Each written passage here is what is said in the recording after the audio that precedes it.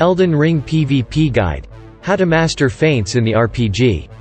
During the initial days since its launch in February, many Elden Ring players believed that From Software might have removed the feint mechanic from curved swords, as such a skill was not found in any Ash of War.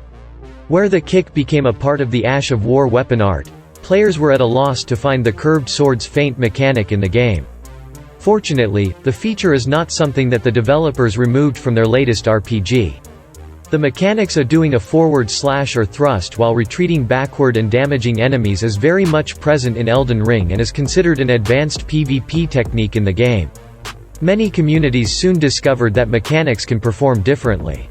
It only works for weapon types like the curved swords, thrusting swords, and heavy thrusting swords. Interestingly, this technique is not present in curved greatswords. However, the Bloodhound's Fang does come with a similar mechanic to its Ash of War, in which players are interested. It's a bit hard to master.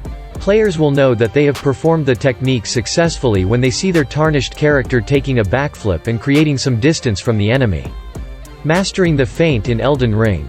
The feint technique can only be used in weapon categories such as curved swords, thrusting swords, and heavy thrusting swords.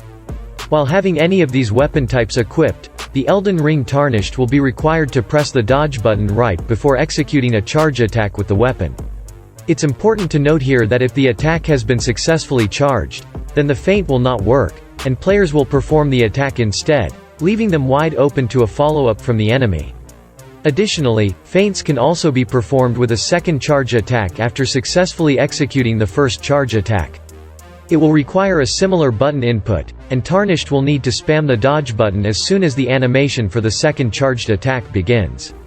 What makes this technique worth mastering is the amount of utility it brings to the table during duels and invasions. The direction of the maneuver can also be controlled relatively easily using the directional key, making it a pretty versatile moveset